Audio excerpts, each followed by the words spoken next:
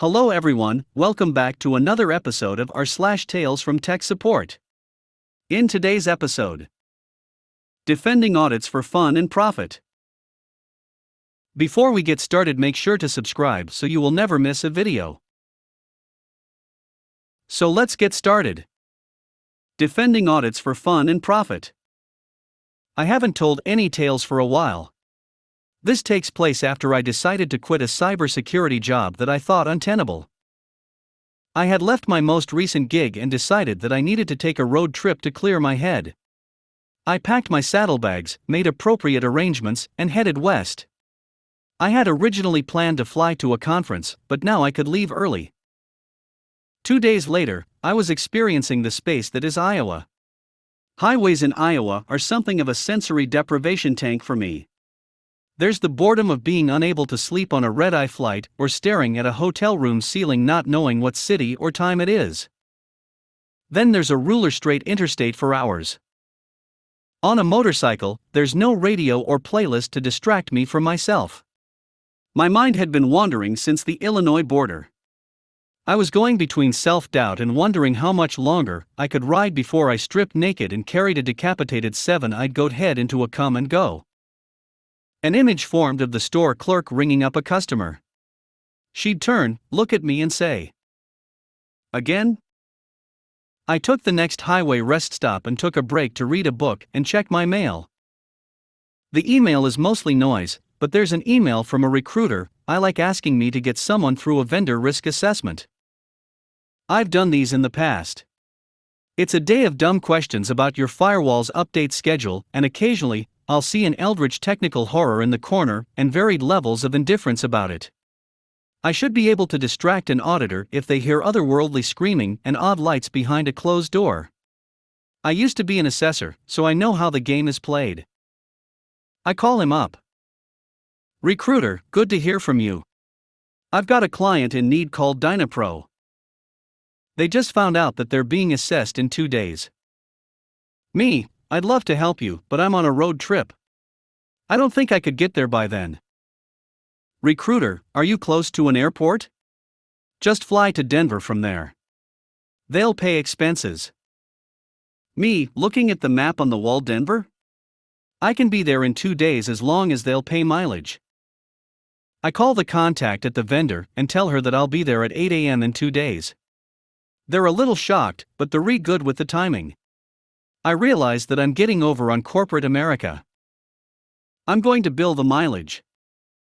I like riding motorcycles, but being paid to ride is sweet. Normally with these assessments, there's a spreadsheet describing the vendor's security posture and what they do for the bank demanding the assessment. 3 successive unanswered emails to the recruiter and the client about those details go unanswered. During a break, I do some research on Dynapro. Their website shows they're in utilization and risk management, which seems to be we offer plausible deniability for unpopular customer-facing decisions through creative outsourcing. I just don't know what data they're handling or what they're doing with it. A day and a half later, I get to see Nebraska and eastern Colorado speed by under my feet. A quick trip to a Macy's and I have a passable outfit. While I'm reading a book and eating dinner, my phone buzzes. It's recruiter's response. "Here's all I have on Dynapro.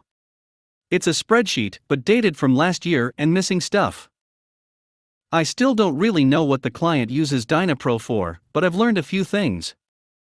It is possible to commit a crime against humanity with spreadsheet design. It's about 20 tabs, 12 fonts, and Jackson Pollock's sense of color.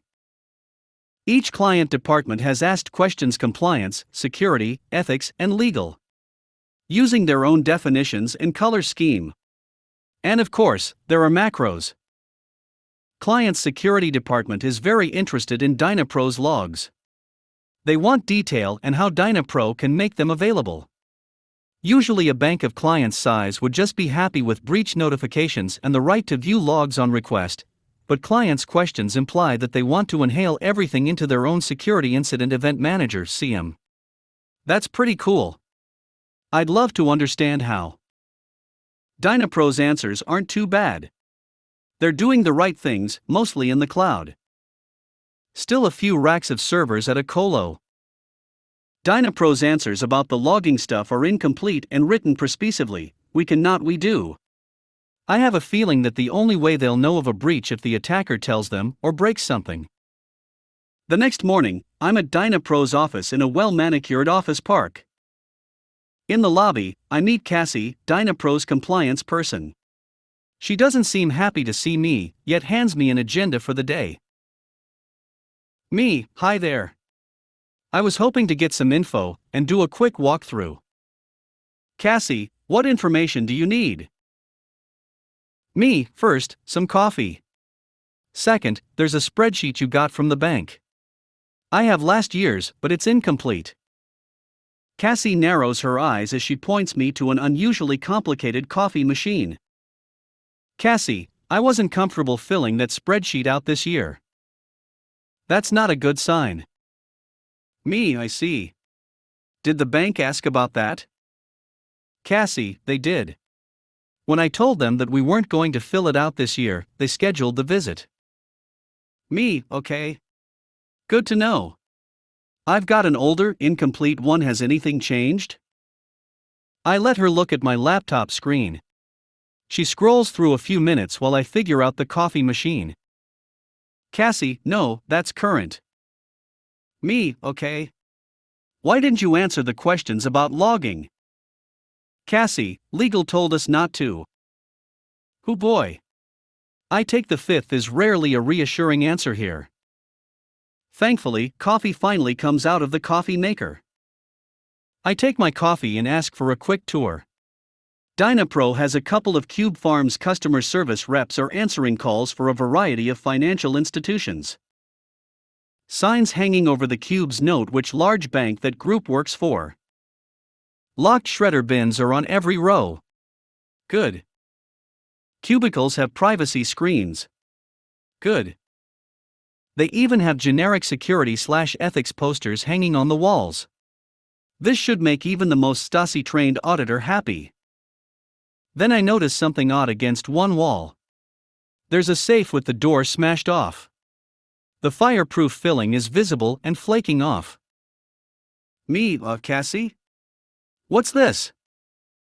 Cassie, looking at me like I'm an idiot. It's a safe. Me, yeah. You spent a lot of time looking smooth and professional, and this contradicts that story. Can we put this somewhere out of view? Cassie shrugs and texts someone. We find ourselves in a generic, cheap meeting room. Cassie calls someone on the speakerphone. Jürgen, the IT director, has joined the call. After a few pleasantries, I ask about my usual concerns: patching, logging, and access. The answers I get aren't too bad, but they don't really meet the answers in the spreadsheet. Patching is whenever they have time, at least once a year. They can capture logs, but don't. They're willing to learn to keep client happy, but need guidance. Jürgen could dump a list of active users, but they're fairly open-handed with admin accounts. I hear Cassie get up. She mentions that Otto, the assessor, is here. She leaves to bring him back. Otto is older than I expected. He's got a vice president title, which doesn't really mean much at a bank. If I had to guess, his hobbies include yelling at traffic and the Minnesota Vikings, but he's going to branch out to the kids on his lawn. We start with Otto's process. We're going to go through 2 tabs on the spreadsheet, line by line. This will be fun. Every answer requires explanation, and he never seems happy with our answers, like he doesn't really understand them. Now, he wants to talk about Dynapro's cloud environment. Otto, where are your data centers? Me, they're in a top 3 cloud providers environment. We're in the US East and US West regions. Otto, are all your employees who work there cleared? Me, no. No Dynapro employees work there. All access is remote. Otto, we require that all IT staff have background checks. Me, right. Dynapro runs all IT staff through a 7-year check, state and federal. The cloud provider handles their own background checks. Otto, you're responsible for those checks. Me, well, we don't have contact with those people. I can show you their current audit report or their marketing materials. Otto, that's insufficient. We all know those are lies. Me, well, what would you accept to prove there's a background check? Otto, getting annoyed. It's not my job to tell you what's acceptable proof. When we talk about logging, things get stranger. Otto wants to know what we can provide, but when we offer to output it in any format they want, Otto won't disclose a standard. This is not going well. At the end of this, we have 11 high risks, 9 about our cloud provider and 2 about logging, and 4 medium risks, missing documentation like policies and schematics, to remediate in the next 60 days, or Otto will recommend that Dynapro's contract get modified or eliminated. To try to reduce those numbers, I ask for what they want and Otto tells me that it's not up to him, but the remediation team, who will contact us next week. After Otto tours the property, he leaves without any new complaints. Jürgen, Cassie and I talk. I'm not too popular, since the threat of non-renewal isn't going to make Dynapro's management happy. I do promise to make the intro call with the remediation team and close these issues out before it impacts Dynapro's contract. We also start an email thread with a few Dynapro operations people to work out a reasonable way to feed event logs back to client. We work out a few proposals to pitch the remediation team, but actual work will have to wait until we hear back from the remediation team. That seems to make them happy enough. I pack up my stuff and get back on the road the next day. A few days later, I'm enjoying air conditioning, yard-long frozen drinks, and a bunch of friends for a week or so. The remediation team call is delayed long enough to allow me to travel home without incident. From the flurry of emails I'm CC'd on, it seems that Dynapro wants to spend some serious money and effort on building the capability to collect logs and pipe them to client, but would like my input. Since this is a project to make client happy, I remind everybody to hold off until we get more details from client. Cassie, Jürgen and a few more senior Dynapro people join the call. Otto introduces Jacques, who will handle the remediation items. Cassie and Jürgen want to fight Otto with new evidence. Otto likes none of it, since audits still can't be trusted. So we still have 15 items to fix. Jacques will review Otto's findings, and will schedule weekly status calls going forward, and the call ends.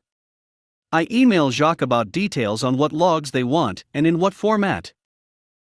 No response until the next call. The same usual suspects from Dynapro and Jacques. Pleasantries are short. Jacques, so, I have an item about you not doing background checks. Can you explain? Me, sure. Dynapro performs background checks for all employees. Our cloud provider handles checks on their own. Jacques, and what evidence can you show me? Me, we submitted a redacted background check and employment contract for us. For the cloud provider, it's discussed on pages 20 and 21 in the report. Jacques, I see. Jacques, and physical security in the data center. Me, audit report, page 8. This repeats through all the high findings. Jacques, can we review the data flow diagram? Me, I've uploaded a schematic to your share, along with the updated policies. I hear some clicking and some thinking noises from Jacques. Jacques, I'm going to call the 4 medium issues remediated. I need to talk to the previous assessor to understand why they didn't accept the audit report, since it's not a remediation. This isn't where I want to go. I'd rather not have an annoyed Otto re-reviewing us. Me, can you accept the audit report as a new remediation on your own? Jacques, puzzled. I don't see why not, but it will get checked again next year. That's going to require a new audit report from the cloud provider. I'll send Cassie a calendar invite to remind her to download it. Me, that leaves the logging stuff. Do you have a schema you'll accept? Jacques, we haven't chosen one. Me, okay. When you ask, we can output it the way you like when you finally decide. Can we call those issues closed as well? Jacques, thinking for a few minutes. Yes, I think so. Me, I'm fine with that. Jacques tells us that we're in the clear until next year's review, which we were going to have to do anyway. I got a dressing down from some VP at Dynapro for not ensuring a smooth process along with the check for my work. But I still got paid to ride a motorcycle. I'll call that a win.